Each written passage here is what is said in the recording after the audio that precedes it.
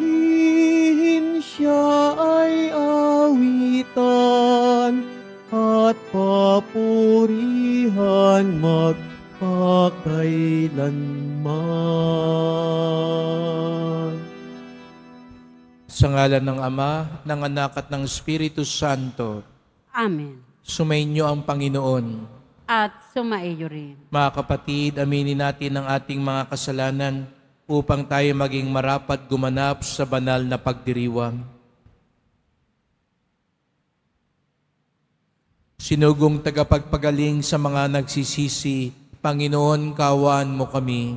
Panginoon, kaawaan mo kami. Dumating na tagapag-anyayang mga makasalanan ay magsisi, Kristo, kaawaan mo kami. Kristo, kaawaan mo kami. Nakaluglok ka sa kanan ng Diyos Ama para ipamagitan kami. Panginoon, kaawaan mo kami. Panginoon, kaawaan mo kami. Kaawaan tayo ng makapangyarihan Diyos, patawarin tayo sa ating mga kasalanan, at patnubayan tayo sa buhay na walang hanggan. Amen. Manalangin tayo. Ama naming makapangyarihan, sa pamumuhay at pagpanaw ng obispong si San Martin ng Tours, ang iyong kadakilaan ay nagniningning. Ganapin mong panibago ang mga dakilang gawa ng iyong paglingap sa aming loobin, upang ang kamatayan man o ang buhay ay huwag makapaghiwalay sa amin sa pag-ibig mo. Sa pamamagitan ni Jesucristo, kasama ng Espiritu Santo, magpasawalang hanggan. Amen. Magsiupo muna ang lahat.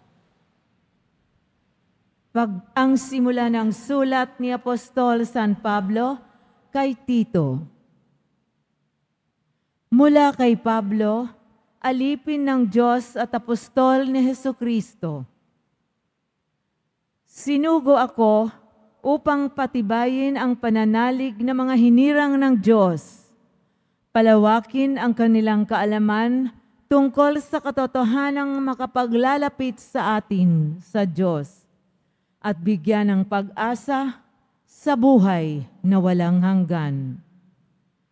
Bago pa lalangin ang sanlibutan, ang buhay na ito'y ipinangako na ng Diyos na hindi marunong magsinungaling.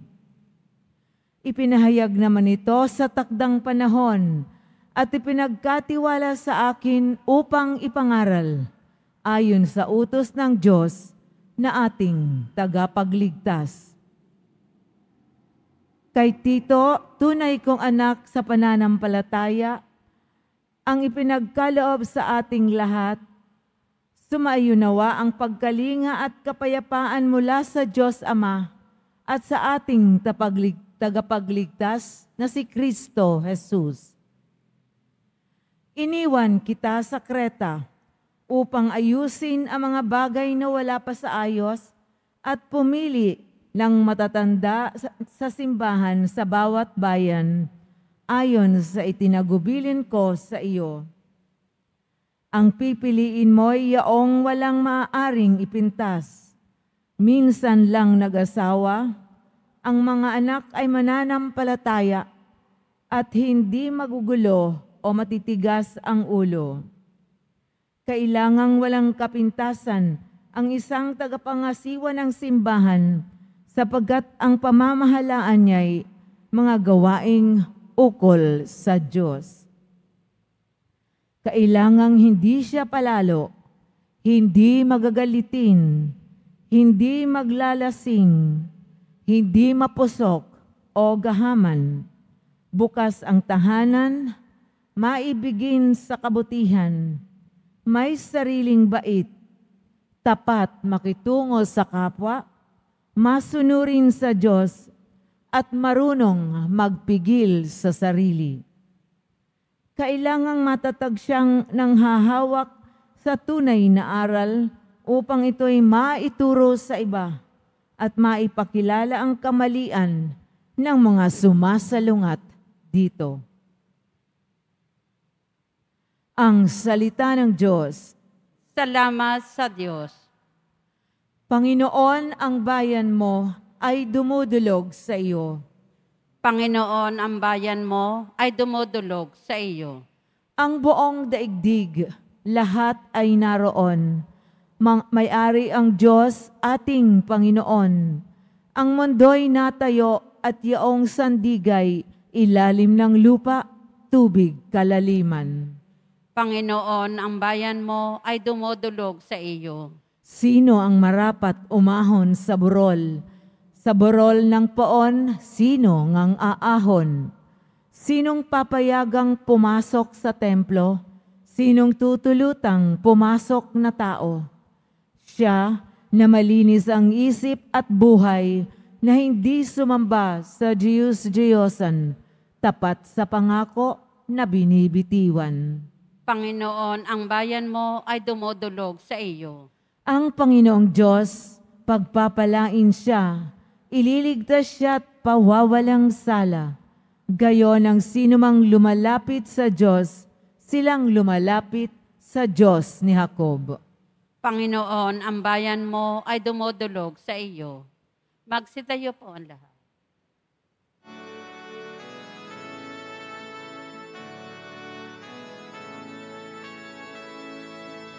Hallelujah, Hallelujah, Hallelujah, Hallelujah.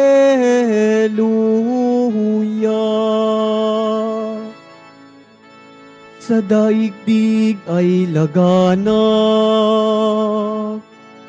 liwanag na sumisikat, salitang buhay ng lahat. Hallelujah, Hallelujah, Hallelujah, Hallelujah.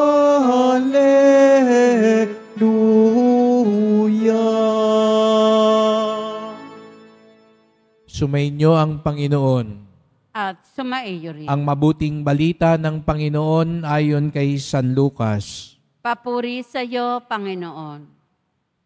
Noong panahong iyon, sinabi ni Jesus sa kanyang mga alagad, hindi mawawala kahit kailan ang sanhi ng pagkakasala, ngunit nakapangingilabot ang sasapitin ng taong panggagalingan nito. Mabuti pa sa kanya ang bitina ng isang malaking gilingang bato sa lieg at itapon sa dagat, kaysa maging sanhi ng pagkakasala ng isa sa maliliit na ito. Kaya't mag-ingat kayo. Kung magkasala ang kapatid mo, pagsabihan mo, at kung siya'y magsisi, patawarin mo. Kung makapito siyang magkasala sa iyo sa maghapon, at makapito ring lumapit sa iyo at magsabing, nagsisisi ako, patawarin mo. Sinabi ng mga apostol sa Panginoon, dagdagan po ninyo ang aming pananalig sa Diyos. Tumugon ang Panginoon, kung maging sinlaki man lamang ng butil ng mustasa ang inyong pananalig sa Diyos, masasabi ninyo sa puno ng sikomorong ito, mabunot ka at matanim sa dagat, at tatalima ito sa inyo.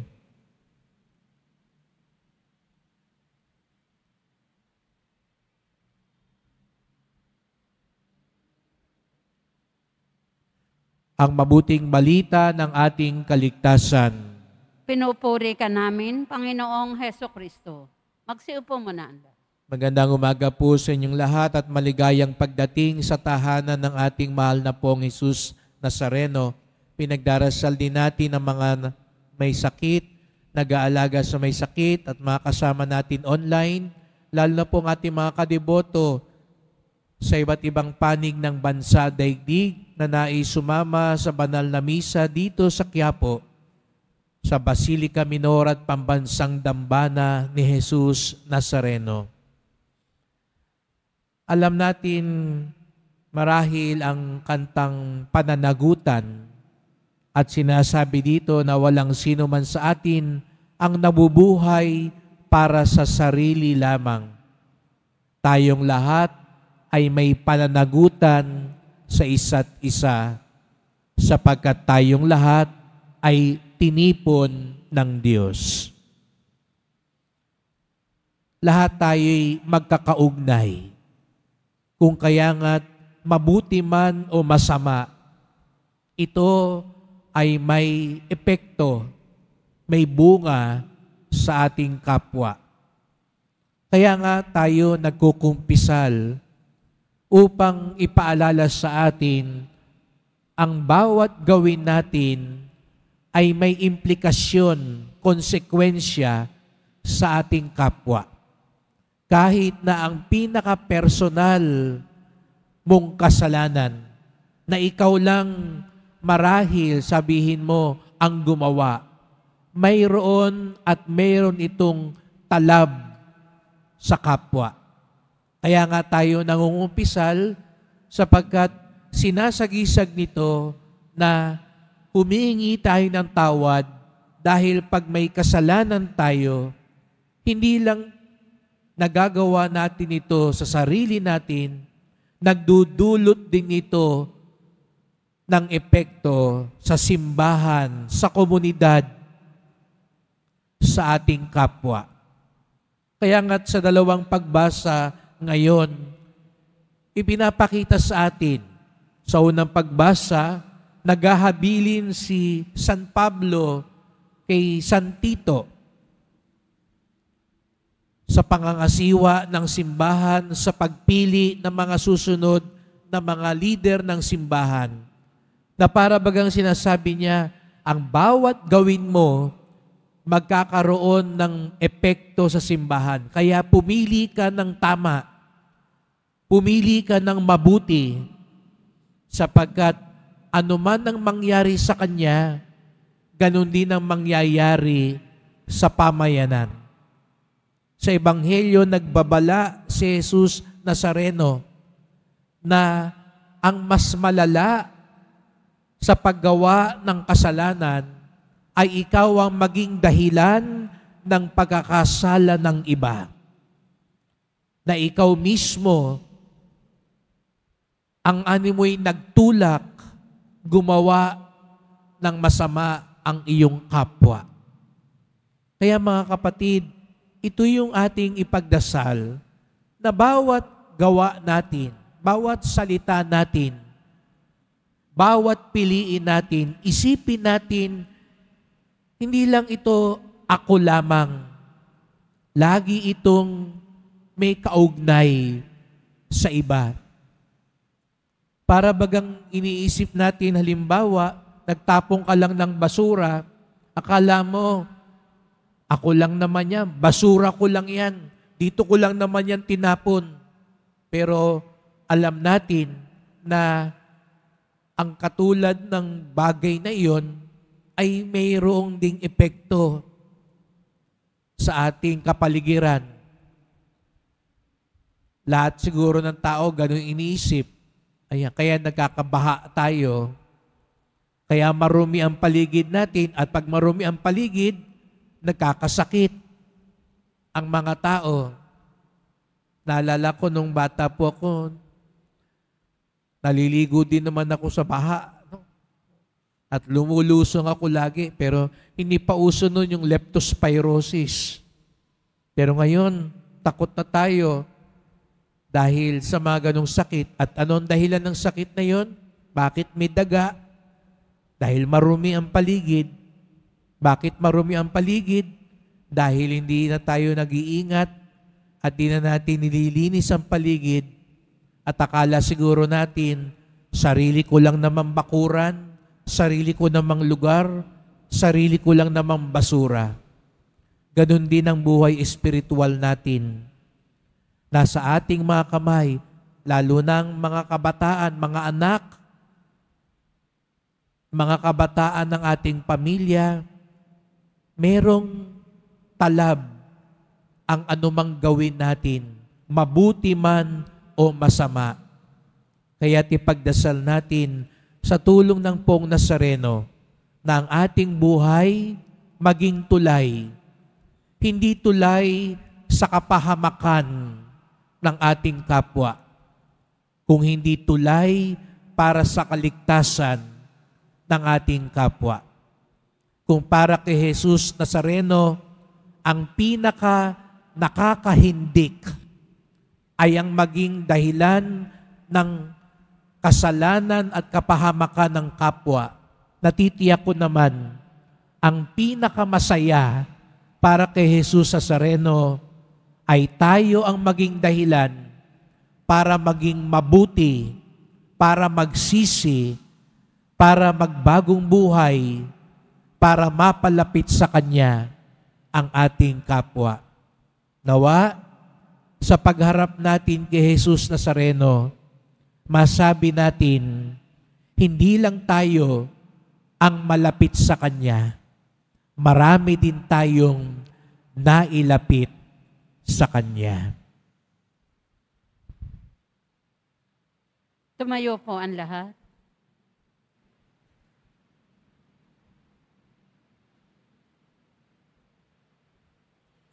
Mahal ko mga kapatid, itinuturo sa atin ng ating guro na ang kahulugan ng pagiging alagad ay ang radikal na pagtatanggi sa kasamaan. Inialay natin ang ating mga panalangin ngayon nang may pagpapasyang magsakripisyo upang sundan ng Panginoon. Ang ating tugon, Panginoon, sumaamin nawa ang iyong kapangyarihan. Panginoon, sumaamin nawa ang iyong kapangyarihan.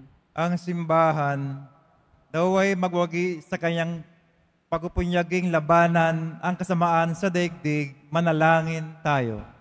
Panginoon, sumaamin nawa ang iyong kapangyarihan.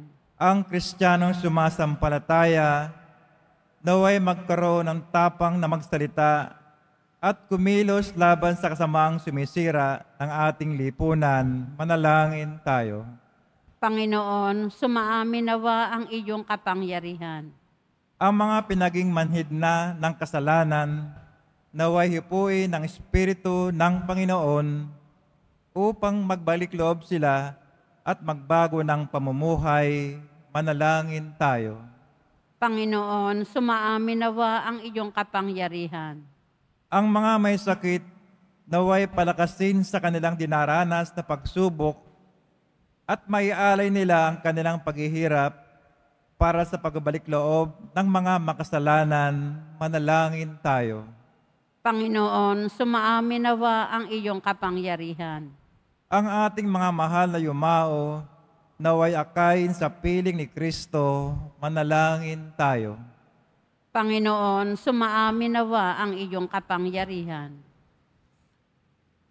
Makapangyarihan Diyos, bigyan mo kami ng matapang na pananampalataya upang maging malakas at matatag kami sa aming paglaban sa kasamaan ng mundong ito. Hiling namin ito sa ngalan ni Kristong aming Panginoon. Amen. Magsiupo muna, anak.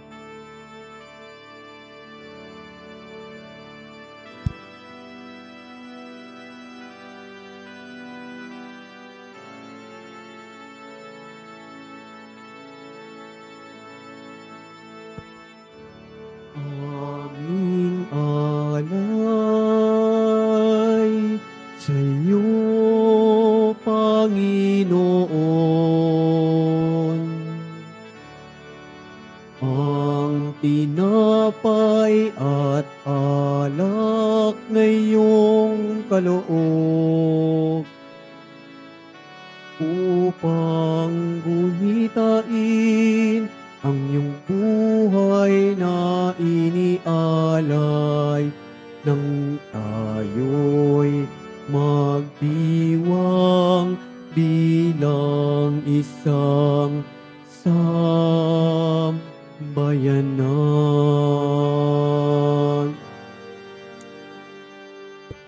Tumayo po ang lahat. Manalangin kayo mga kapatid upang ating paghahain ay kalugdan ng Diyos amang makapangyarihan.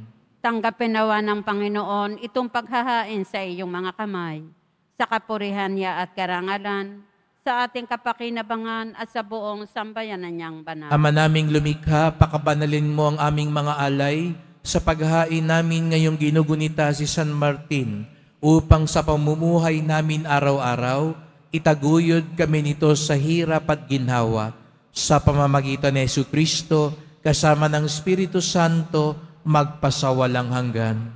Amen. Sumainyo ang Panginoon. At sumaiyo rin. Itaas sa Diyos ang inyong puso at diwa. Itinaas na namin sa Panginoon. Pasalamatan natin ang Panginoong ating Diyos. Marapat na siya ay pasalamatan. Ama naming makapangyarihan, tunay ngang marapat na ikaw ay aming pasalamatan sa pamamagitan ni Jesucristo na aming Panginoon. Ngayong si San Martin ay pinararangalan sa pamumuhay niyang totoong uliran at pagiging maasahan sa panunungkulan.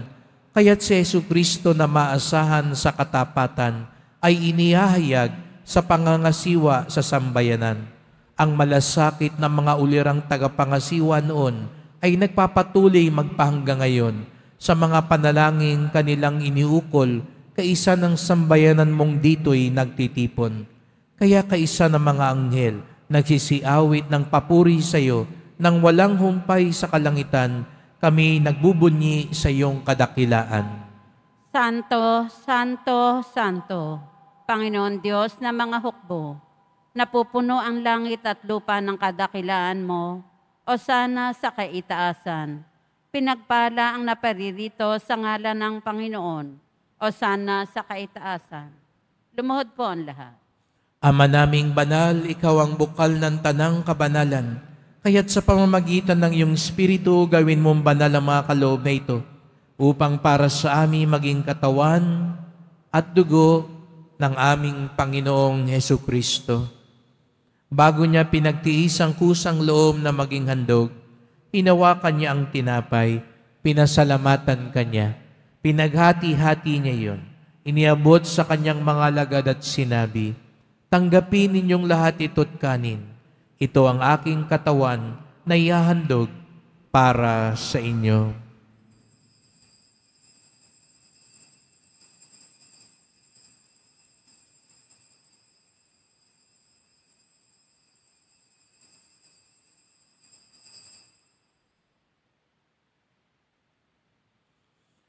Gayon din naman nang matapos ang hapunan, hinawakan niya ang kalis, muli kanyang pinasalamatan.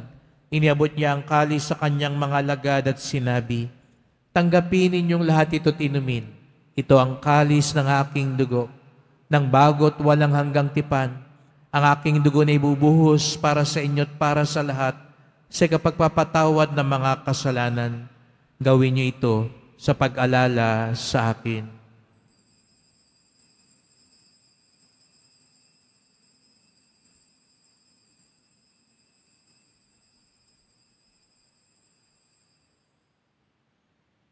Tumayo po ang lahat. Ipagbunyi natin ang misteryo ng pananampalataya. Si Kristo'y namatay, si Kristo'y nabuhay, si Kristo'y babalik sa wakas ng panahon. Ama, ginagawa namin ngayon ang pag-alala sa pagkamatay at muling pagkabuhay ng iyong anak. Kaya tinalay namin sa iyon tinapay nagbibigay buhay at ang kalis na nagkakaloob ng kaligtasan. Kami nagpapasalamat dahil kami yung minarapat na tumayo sa harap mo para maglingkod sa iyo. Isinasamo namin kaming magsalo-salo sa katawan at dugo ni Kristo'y mabuklod sa pagkakaisa sa pamamagitan ng Espiritu Santo. Ama, lingapin mo ang iyong simbahang laganap sa buong daigdig. Puspusin mo kami sa pag-ibig kaysa ni Francisco na aming Papa, ni Jose naming Obispo at ng Tanang Kaparian. Alalahanin mo rin ang mga kapatid naming nahimlay na may pag-asang sila'y muling mabubuhay, gayon din ang lahat ng mga pumanaw. Kawan mo sila't patuloyin sa iyong kaliwanagan.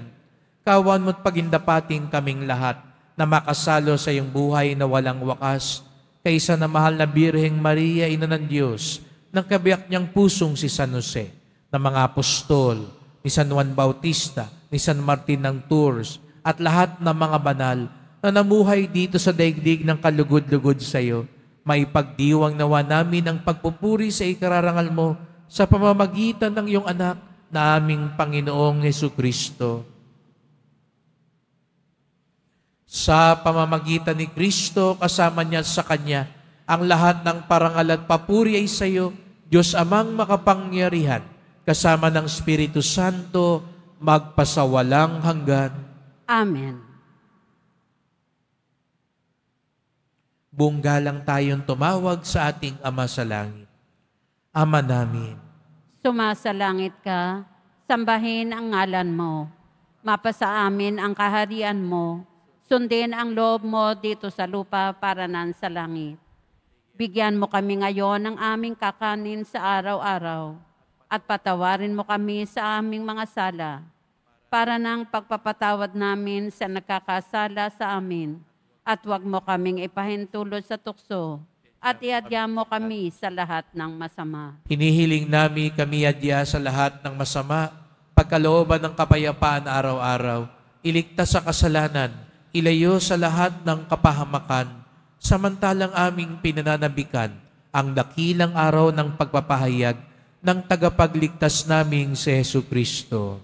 Sapagkat iyo ang kaharian at ang kapangyarihan at ang kapurihan magpakailanman. Amen. O Panginoong Jesucristo, sinabi mo sa iyong mga apostol at ngayon sinasabi mo sa amin lahat dito, kapayapaan ang iniiwan ko sa inyo, ang aking kapayapaan ay binibigay ko sa inyo.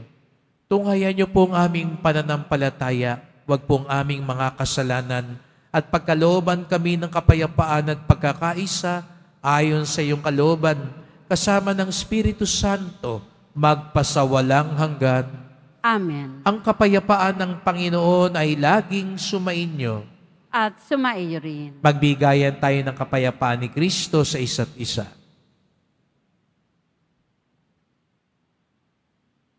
Kordero ng Diyos na nag-aalis ng mga kasalanan ng sanlibutan, maawa ka sa amin.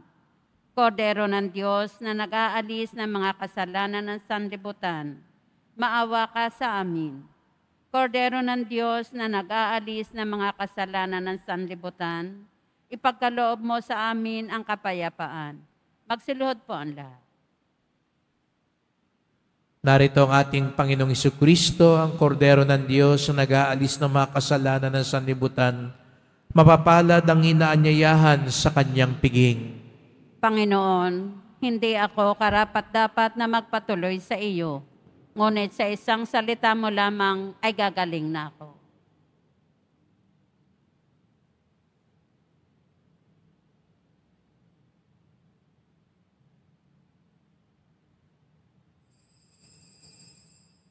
Para sa lahat ng tatanggap ng banal na komunyon, sasagot po tayo ng amen, pagkasabi ng pari o ng lay minister ng katawan ni Kristo, at isubo agad sa bibig bago umalis sa harapan ng pari o lay minister.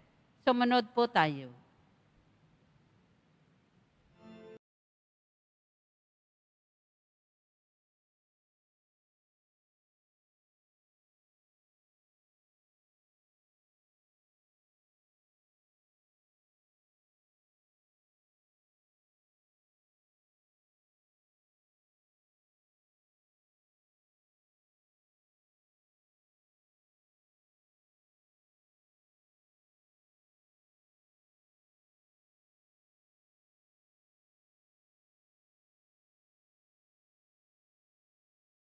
Tumayo po ang lahat. Manalangin tayo. Ama naming mapagmahal, ipagkaloob mo sa aming nagsasalo-salo sa piging ng pagkakaisa, ang ganap na pasyang sundin ng loob mo sa lahat ng bagay, upang katulad ng buong pagtatalaga ni San Martin sa iyo, kami ay maging marangal sa pagiging para sa iyong totoo, sa pamamagitan ni Jesucristo, kasama ng Espiritu Santo, magpasawalang hanggan. Amen. Atin ngayong ipagdarasal ang ating mga mahal na yumao, ang lahat ng kaluluwa sa purgatorio, lalong-lalo na po ang mga ipinagkatiwala ninyong ipagdasal dito sa Quiapo. Panginoon namin Diyos, Ama namin, Ikaw po ang dahilan ng aming pagsilang. Sa iyo galing ang aming hiram na buhay. Buong kababaang loob po kaming nananalangin at kami nagmamakaawang kalugdan mo po ang mga kaluluwa ng mga pumanaw na sa mundong ito. Sila naway magkamit ng buhay sa iyong piling. Alisin mo ang anumang mga karumihan ng kasalanan upang sila'y maging marapat sa iyong walang hanggang kalinisan. Iahon mo sila mula sa purgatorio at bigyan ng puwang sa iyong kaharian sa langit. Kapayapaan kailanman ang igawad ng may kapal sa mga yumaong nagsipanaw. Sila naway silaya ng iyong ilaw na walang hanggan. Amen. Mapanatag nawa sila sa kapayapaan. Amen.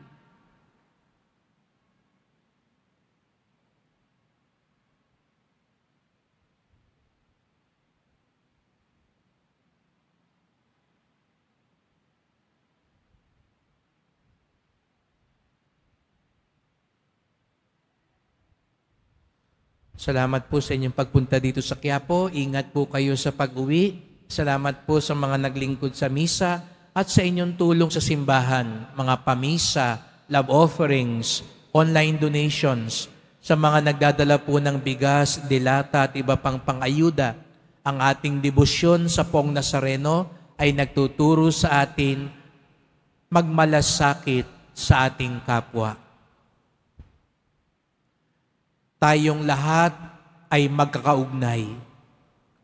Walang ibang makapagbibigay galak pa kay Jesus Nazareno ang tayo'y maging dahilan upang lalong mas mapabuti at mapalapit sa Kanya ang ating kapwa.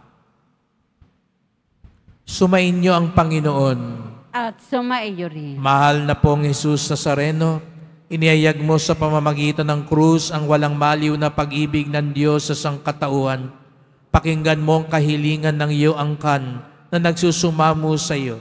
Makamtanawa nilang iyong katugunan at tanggapin ang kasagutan ng may utang na loob na tinatanaw.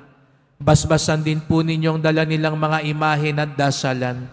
Sa pamamagitan ng bendisyon na ito, naway maalala nila mga pangako sa binyag na ikaw ang kanilang iibigin at paglilingkuran bilang Panginoon, magpasawalang hanggan.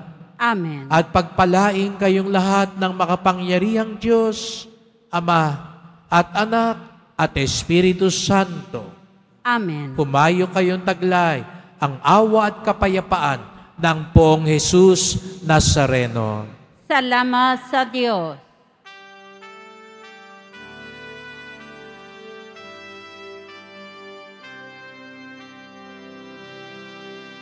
Nuestro Padre Jesús Nazareno, sinasamba ka namin. Pinipinto ka namin. Aral mo ang aming buhay at kaligtasan. Nuestro Padre Jesús Nazareno, iligtas mo kami sa kasalanan. Ang krus mong kinamatayan ay sagisag ng aming kaligtasan.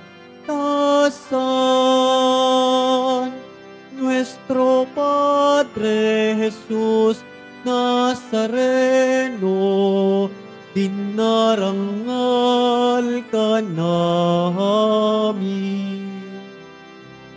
Nuestro Padre Jesús Nazareno, nilulwalhati ka namin.